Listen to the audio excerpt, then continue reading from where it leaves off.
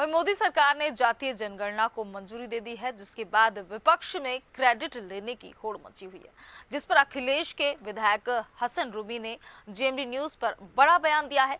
उन्होंने क्या कुछ कहा, आप भी सुनिए। मोदी सरकार ने जातीय जनगणना की मंजूरी दे दी है। हमारे साथ बात करने के लिए समाजवादी पार्टी के विधायक हसन नूरी जी। सर, आप लोग लगातार मांग कर रहे थे, सरकार ने मंजूरी दे दी, क्या कहेंगे?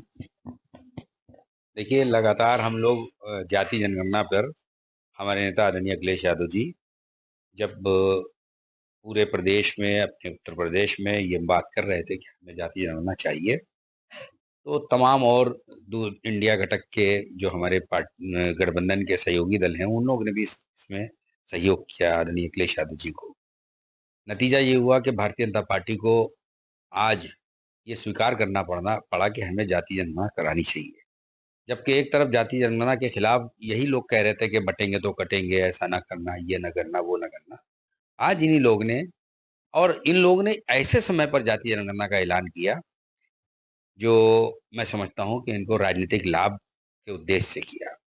बिहार के चुनाव लगे हुए हैं और बिहार के चुनाव होने की वजह से इन्होंने दूसरे जो ज्वलंत मुद्दे थे उनसे ध्यान भटकाने के लिए इस बड़े क्या नहीं क्या कहे स्टेक को इन्होंने लाकर ऐलान कर दिया और आज समाचार पत्रों की प्रमुखता जाति जनगणना का ऐलान हो गया।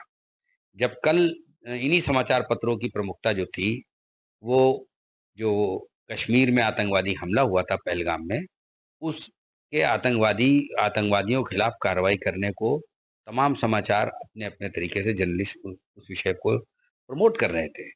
लेकिन आज मैंने जब समाचार पत्रों को पढ़ा तो उसकी प्रमुखता, उसकी हेडलाइन जो थी जाति जनगणना थी। यही कलाकारी भारतीय जनता पार्टी के थिंक टैंक की है। जिस तरफ उनको ध्यान भटकाना होता है तो ध्यान भटका देते हैं। अभी इसकी जरूरत क्या थी? अभी तो उधार उनके ऊपर इतना बड़ा है, कर्जा है ये, जिस पे उन्होंने उनके पूरे पूरे पूरे ऑल पार्टी मीटिंग में जब उन्होंने कहा कि ये हमारी चूक थी, उस चूक को आपने मान लिया और उसके बाद आज 10 दिन हो गए। 10 दिन में आपने किसी को ट्रेस नहीं कर पाए, किसी आतंकवादी के खिलाफ कार्रवाई नहीं कर पाए। बस आप ये जरूर दिखा रहे हो कि हमने कितनी माओं को बच्चों से जुदा कर दिया, कितने पतियों को पत्नी से जुदा कर दिया। देखो कैसा मुसलमान तड़प रहा है, देखो कैसे पानी के लिए तड़प रहा है। आपने ये बताना शुरू कर दिया कि उन लोगों के जिनके परिवार के कोई सदस्य मरे हैं, 26 लोग जो शहीद हुए हैं, उनको आप इस तरीके से सेटिस्फाइड कर रहे हो कि देखो तुम्हारे घर का एक व्यक्ति अगर कोई मरा तो इनको हम कैसा तड़पा रहे हैं। हमारी मांग ये नहीं है। हमारी मांग ये है कि आतंकवाद का सफाया होना चाहिए। जो जो पहलगाम में जो लोग थे इसके जिम्मेदार, उनके खिलाफ कार्रवाई होनी चाहिए। इस मांग को हमारी पूरी करने के साथ जाति जनगणना की तारीख बतानी चाहिए, किस तारीख को जाति जनगणना कराना है। जब तक तारीख नहीं बताएंगे तो हमें लगेगा ये भी शगुफा है, ये भी एक जुमला है। देखिए, मंजूरी तो मिल गई जातीय जनगणना कराने की। लगातार आप लोगों की मांग थी। आप लोगों में भी कई जातियाँ आती हैं, क्या सरकार उनकी भी जातीय जनगणना कराएगी? दूसरा, कितना समय लगेगा और कब तक हो जाएगा और आम लोगों से क्या सवाल रहेंगे? देखिए, मेरा सीधा सवाल भारतीय जनता पार्टी की सरकार और उससे है जिन्होंने जातीय जनगणना का ऐलान किया है।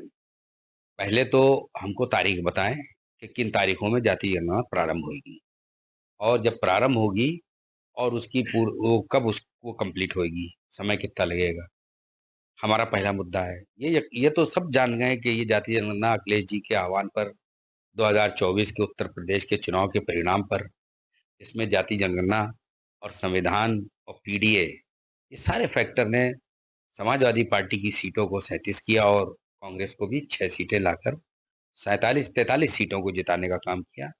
कई सीटों को तो इन्होंने अपने सिस्टम से अपने पास कर लिया। देखिए, लगातार बीजेपी के जो नेता हैं, वो अब ये कह रहे हैं कि जातीय जनगणना बीजेपी करा रही है, लेकिन अब जो विपक्ष है, चाहे समाजवादी पार्टी हो या कांग्रेस हो या अन्य विपक्ष हो, वो अपना-अपना क्रेडिट लेना चाह रहे हैं।